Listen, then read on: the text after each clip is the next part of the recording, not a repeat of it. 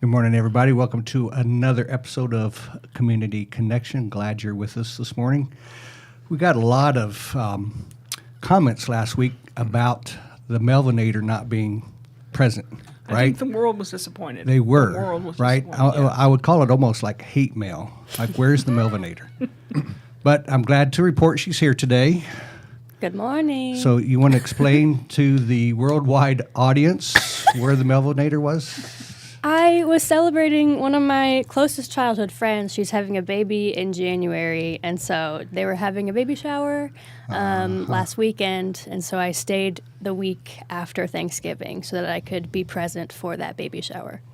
Let me ask you a question. You're from Pennsylvania, right? Yes. Our guest with us today is from Pennsylvania. Can you explain to me what's causing the mass migration out of Pennsylvania and to Virginia? That's honestly a really good question. I don't know. You don't know the answer to that. All I know is I went to Liberty, and like 1 out of every 4 people I met were from Pennsylvania. Yeah, well, Yeah. that's the story of our next guest. Would you like to introduce him, Miss Claudia? I would, Mr. Robert J. Day. So we have Kevin Cloran with us today, and Kevin lives, eats, and breathes Vision 30.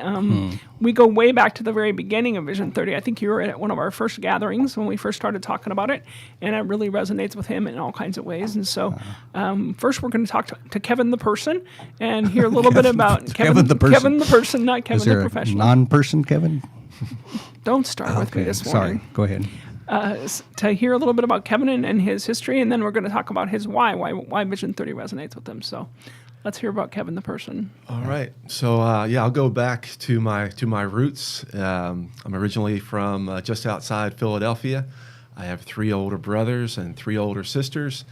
My parents were married for about 55 years before they passed. Wow. Our family line goes boy, girl, boy, girl, boy, girl, boy. My family's very special to me, and I guess what kind of brings me here is after my sister helped me understand the gospel when I was about 18 years old. I just had a strong desire to serve, and I got involved in group homes in my early 20s after graduating from Temple University in North Philadelphia, and I lived at a group home with 10 boys from Sunday night to Friday night for about 3 years, and they taught me a lot. It was Some things you probably wish you didn't learn, right? yeah, for sure. But still stay connected with a number of those men now, and that was in the late 90s. And at that time, I also had a strong desire to get understanding, and so I eventually enrolled in Liberty University Seminary at 27 years old. And while I was at Liberty, I met my amazing wife in February of 2000, and had an opportunity while I was at seminary to work at the Bedford Group Homes. And then one of the things I learned from the group homes from the boys in Philadelphia is that doing well in school only has so much to do with mental intelligence. That the boys that I got to know were quick-witted, great memories, intellectual, but they really struggled in traditional public school. So they were getting suspended, expelled, and so forth. And it was kind of a head scratcher to me because I knew these boys and they had a hard time doing well in school, but it didn't. It had more to do with navigating the bus and the cafeteria and the hallways and taking direction from teachers and dealing with authority, kind of the social and emotional issues. So when I was working at the group homes here in Bedford, I asked the director if we could get a school going, and he said, make it happen. So I went back to school to get a degree in education so that I could start a school, and directed and taught at the school for 11 years and worked at another school out in Salem, similar school. So it was New Hope Academy in Bedford and Hope Tree Academy in Salem. And I did that for about 15 years. So all totaled, I was in group homes and alternative schools for about 20 years. So working with boys and girls who were born into a lot of difficult situations, and they like I said, they taught me an awful lot. Wow.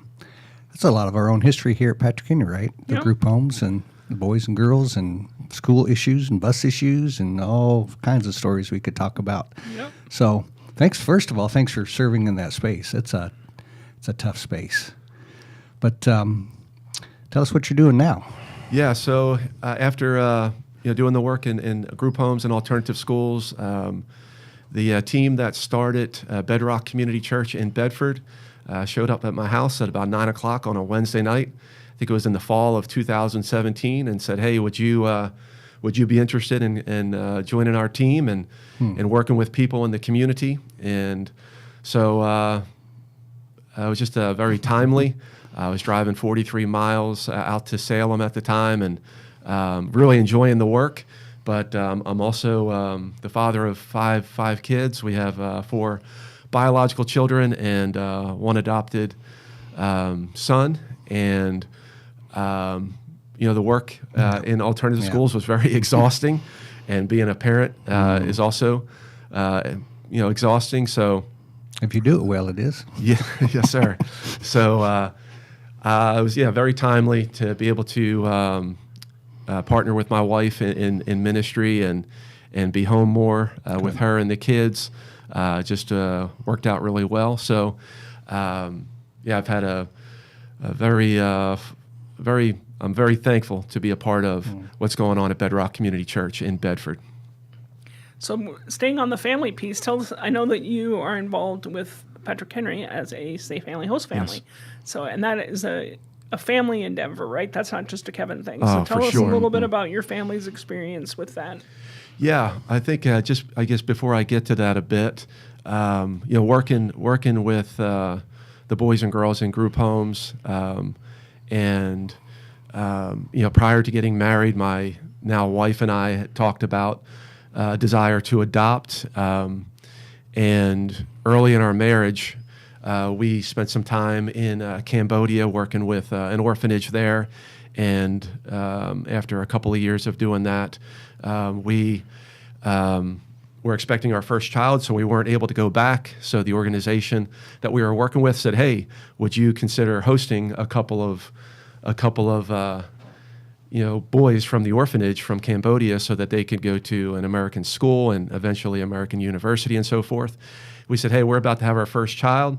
There were some complications with that delivery, and we said, we'll host one.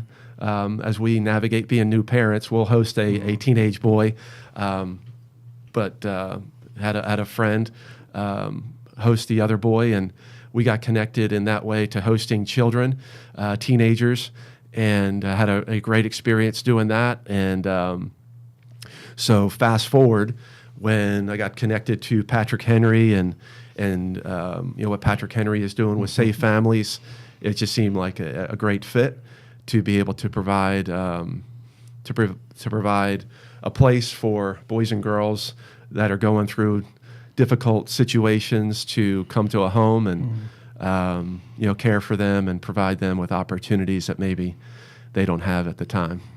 So what are the ages of your kids now? But Yeah, we have, like I said, 5 kids. We have a 16-year-old who's just started driving by herself. She's actually driving our 14-year-old, our 12-year-old, and our 10-year-old to school. Our son goes to, our youngest son, our youngest child, boy, goes to a different school. So we provide transportation there. 9, 10, 12, 14, and 16. So I've had lots of conversation with people because, one of my big roles has always been for probably 20 years to convince people to take other kids into their homes in one capacity or another. And one of the things that I hear a lot is, why in the world would I do that to my kids? Why would I hurt my kids that way? My kids are too young. I can't do that. So how did you reconcile that whole, how did you create a family culture where you didn't have fear that these other kids might harm your children? Yeah, I will say it's not without risk, but the opportunity, I think, far outweighs the risk or what could go wrong. Having worked in the field, there's a lot of challenges and a lot of difficult situations to navigate with boys and girls that are dealing with trauma and so forth. But I also know what has taken place in my heart working with boys and girls in crisis and so forth. What I learned about myself, what I've learned about other people, what I've learned about God in that process. And so, my wife and I, before we brought kids into our home, we recognize the opportunities for our kids to see what other kids are going through, and to be able to love kids that are going through difficult situations. So great opportunity there, and also having those conversations with our kids about the boys and girls that we have brought into our home, and talking to them about how it's going to be all of us loving on these kids and living with these kids and helping these kids. So it's just a great opportunity for our entire family. Often liken it to the mission field, right? I mean, there's risk if you took your family to the mission field, and so in one sense you bring the mission field into your home, which is very intimate risk, but there's that cultural interaction, it's different worldviews, and I've always, every missionary kid I've ever met just seems so well-rounded, right? Yeah. And so this is a way to bring some of that to your own family. But yeah, the whole family has to say yes to that. Yes, that's right. Yeah, Even we the talk to our smallest one kids needs to about say, that. I'm on board with this. Yep. That's correct. There's a really cool clip that Francis Chan is talking to millennials, and he's saying that boomers did a great job of protecting their children. Let's homeschool them, let's put them in private school, Christian school. Let's make sure that they are never corrupted by the world. But then there was never that example by boomers to say to millennials, hey, here's how you reach your community. Here's how you be Jesus. Here's how you be hands and feet, because of that fear factor. And now, because millennials don't necessarily know how to do that, then they're not passing on that to the next generation either. And I think what you're doing is a great example of, one of my favorite things to say lately is Jesus never says in the Bible when he sends his disciples out, he never says be safe. Right? That's never a command, right? It's go out and do the things I want you to do, be my hands and feet. And yes, there will be risks. But if we don't teach our kids how to be Jesus in their communities, then they can't teach their kids how to do that either. But he did say, I'll be with you always. I'm with you. And he's good. He might not be safe, but he's good. Is it commercial time? I think it'd be a good time for that. I think we should have... Since there was an uncomfortable pause there, I think this... There's never an uncomfortable pause with me because I can fill it, and so can Kevin. But I think as an intro to this, Kevin, Okay. why don't you talk a little bit about Care Portal at Bedrock and how you guys one of the first churches, Yes, and there we what go. has Care Portal done for Bedrock as a church? Yeah, so in 2020, we came on board with the Care Portal. And so when a lot of things were shut down, Care Portal provided us with an amazing opportunity to serve our community. So as requests came through, and we were able to communicate those requests to the people connected with Bedrock Community Church, we had many people respond to those requests, and were able to get connected to a number of people in the community, and people in the community were able to get connected to us, whether it be attending Sunday morning or getting on board with Celebrate Recovery, or getting connected to one of the life groups we have in Bedford County. So, yeah, Care Portal has been an amazing thing for us at Bedrock to serve our community. Well, let's take a look at a little video that highlights Bedrock Community Church. Of course, as you know, March of 2020 changed our world. Everything closed down, and people was in the house. We lost a lot of members, and a lot of churches lost a lot of members. Somebody walks out of the back of the church on a Sunday morning and says, hey, pray for us. In Bedford, we have 400 plus children in child protective services. To which I said, excuse me, what did you say? It was a ton of bricks to my heart.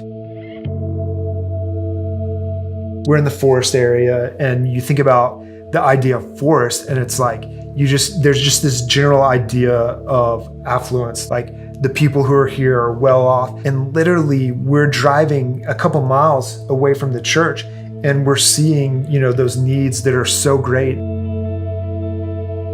With Care Portal, we're able to access needs in our community that we were previously unaware of. Our church will say the Great Commission, and the Great Commission tells us to go. The Lord, through Care Portal, is teaching our church to implement that. The heartbeat of our church is we want to see the family restored. And this does that in a very practical way to meet that need, to restore those families. Our families, the Care Portal responder families, they're asking us, what are you doing?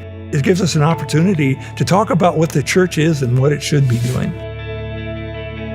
I was a little skeptical about one more thing that I would need to try to do as a pastor. Care Portal gives us the opportunity to do something locally, to make a connection with our neighbors, people we know or now know, that goes beyond a transaction. Ministry runs on the rails of relationships, and Care Portal has been that vehicle to give us relationships to people within the community.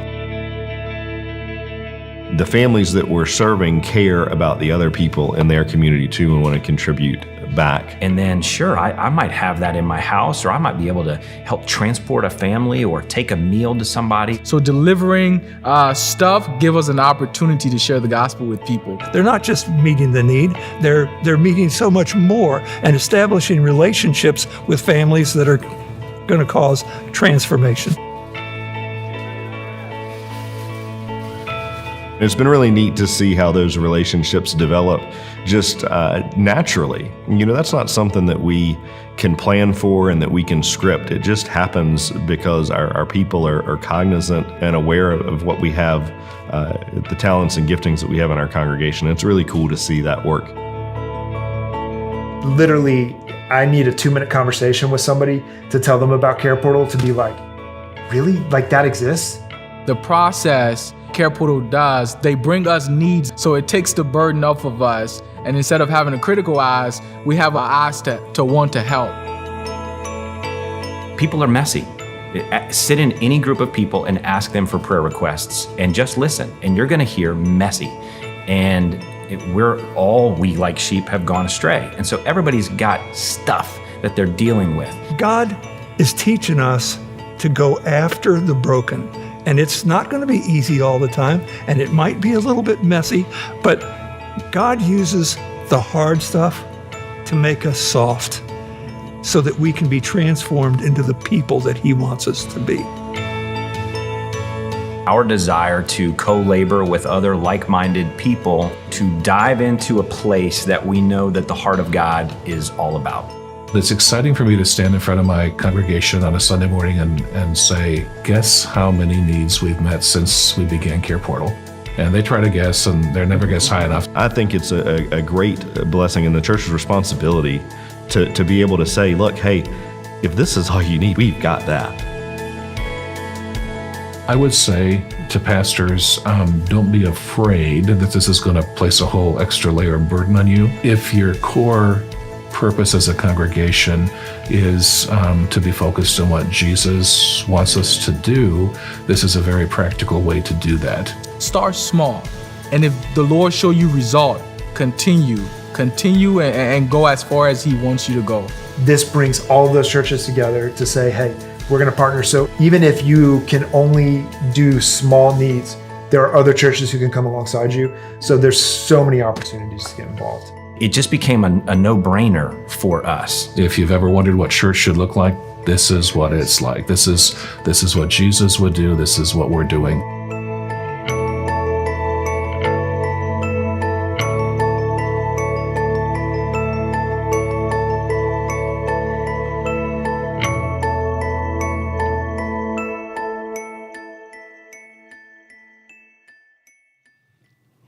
I love that quote. Ministry runs on the rails of relationship. Sounds like something we say around here a lot. Yes, meaningful relationship. So We say it a lot, but I don't know if we've ever really tapped into the core of that yet. still lots further to go with that. I think one of the things from the video that struck me that I know is part of Bedrock's DNA is this idea that if your purpose as a church is to reach your community, then Care Portals for You is kind of what that really hot guy said on the video. So The one that has the same last name as you? yeah, that guy, the one Yes. that's sleeping. What? Bedrock though has that as its DNA, right? Isn't that? Tell us how Bedrock was formed and what the thoughts were behind leadership when they decided to plant a church like that. Yeah, Bedrock Community Church started in 2008, and one of the core values is service. That Jesus came into this world not to be served, but to serve and to lay his life down as a ransom for many. And so serving and team are very much core values of Bedrock Community Church. I think when the team came to town, they went around town cleaning toilets and cleaning up the community in a variety of ways. And that's been very much a part of the DNA from the beginning. I know that we don't have enough time for this, but I would love to see.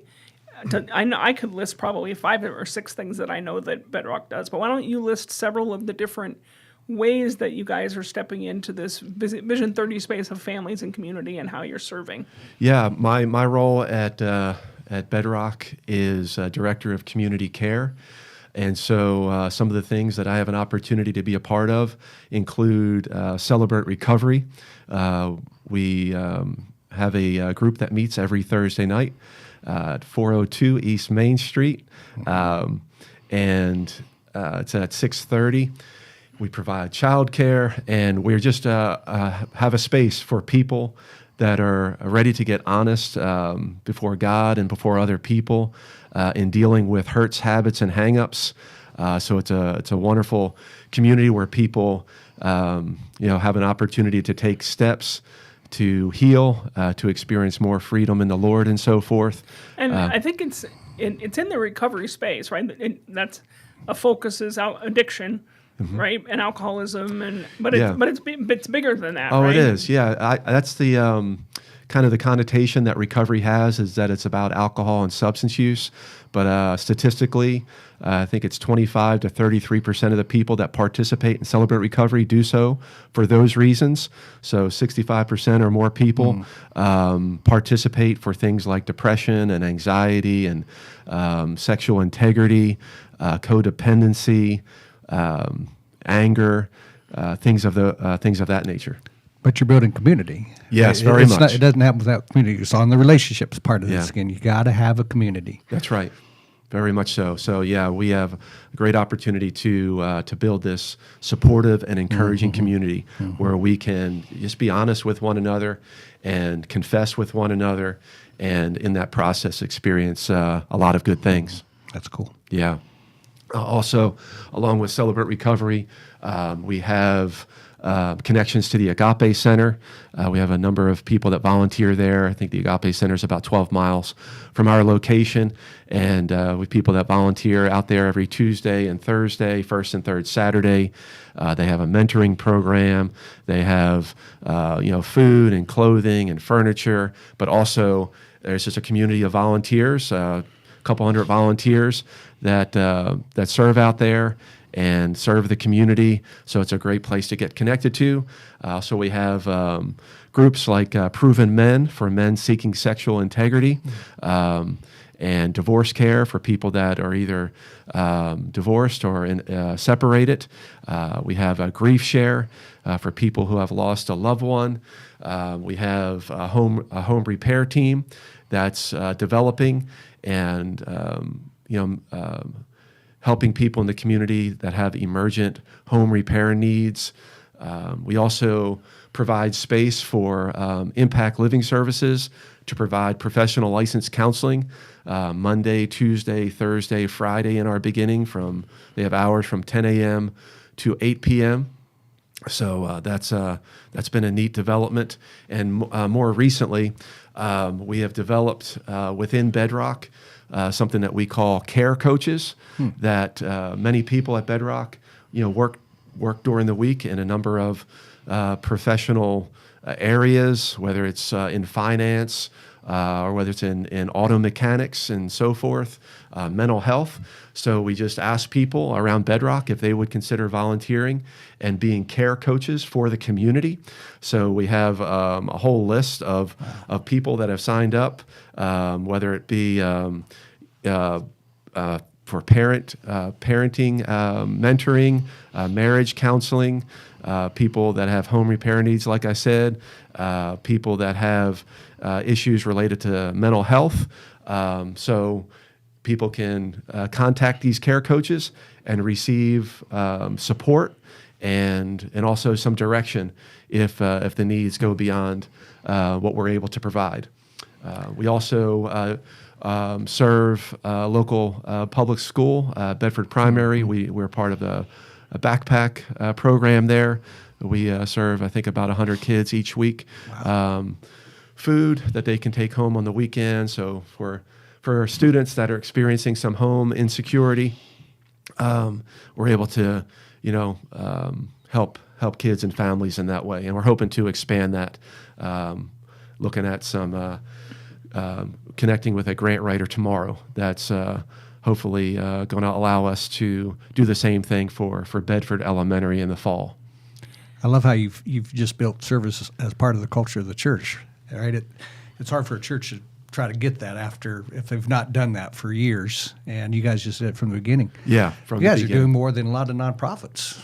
Well, who are dedicated to this kind of thing. So yeah. Yep.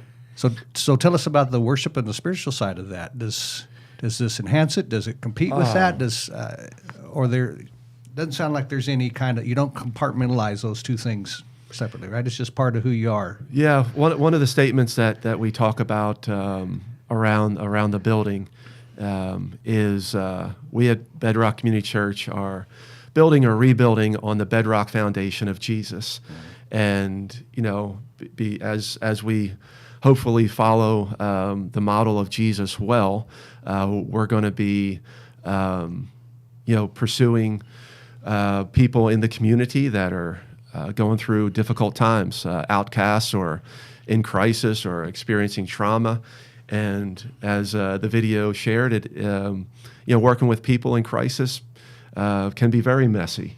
But also, we do believe that that's very close to God's heart. That He is about rescuing people in far off places, and so we have an opportunity to cooperate with the work of God in those spaces and participate in what God's doing. And as we do that, we get to encounter God in ways that we would not otherwise. So it's really a privilege to serve God in these ways. And I think, you didn't mention that you guys have been pivotal as far as our Homes of Hope, having volunteers out there working with our single moms. You're one of our best Care Portal churches. We've talked about that. You do a Safe Families program. You've been active in Vision 30 from the beginning.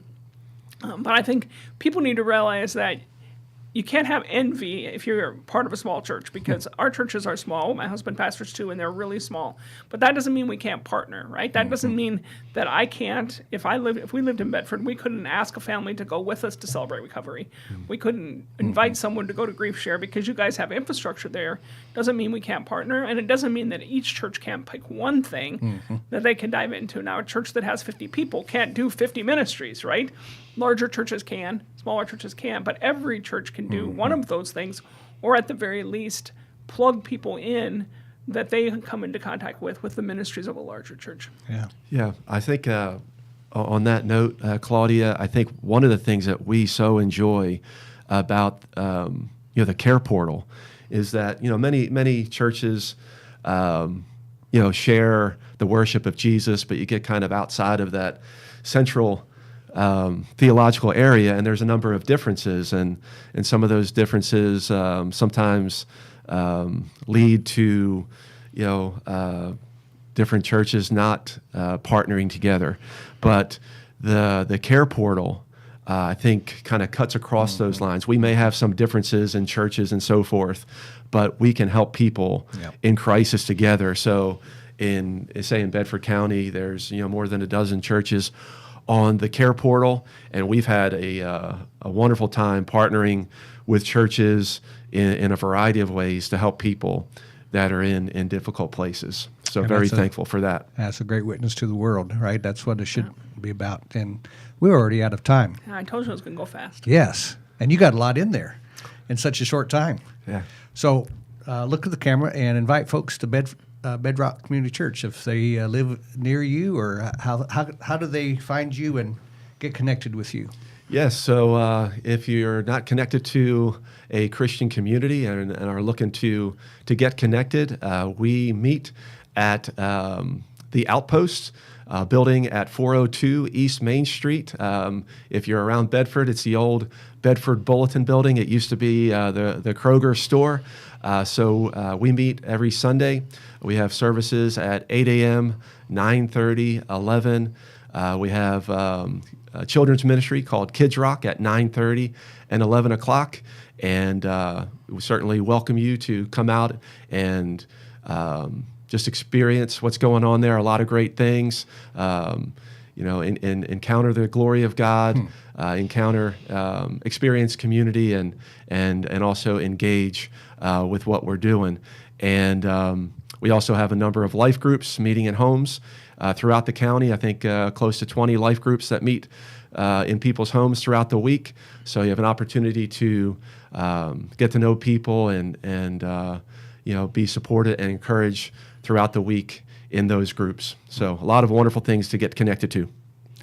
Thanks for being with us today. And Glad to be here. And just thanks for all the work that you've done and that you're doing now, and doing it in the name of Jesus. Appreciate that so much. Yeah, thanks for having me. It's always a joy to sit across the table from you, Always. young lady. And thank you for joining us today. We'll see you next Thursday on Community Connection. Nobody gets to choose their family. If a person is fortunate enough to be born into a healthy family, then life can be much like floating down a smooth, gentle river in the summertime. But an unhealthy family is like a dangerous river, filled with rocks, debris, and fast-moving water. This river swiftly leads to the steep waterfall of adulthood, tragically forming a new river of dysfunction. Even if you aren't born into an unhealthy river, there are many streams that cause a person to get there. But there is only one way to get out, and that is through a meaningful relationship. Across our region, there are many agencies, churches, and families who are devoted to helping children escape from unhealthy rivers. Some feel their role is to wade in and rescue children. They foster, adopt, or provide safe families. Others stand by the river and support the rescuers by providing what they need. Still, others are upstream and stand in the gap to keep children from ending up in the negative situations. At Patrick Henry Family Services, we see ourselves as having an additional role. We are running up and down the shores of the unhealthy river, screaming, "Can't you see the children in the water? You have to do something." Vision 30 is a 10-year initiative. By 2030, we envision a region where all children are safe in their own family, or with caregivers who are supported by a local faith community. So, where do you stand at the river? Are you upstream, keeping families together and strong by standing in the gap? Are you in the river, directly impacting children? Are you on the shore, providing support for the brave folks who have entered the river? Or are you just passing by without noticing? No matter who you are, come down to the river with us. Let us help you find your place. Not only will lives be changed, but you will never be the same.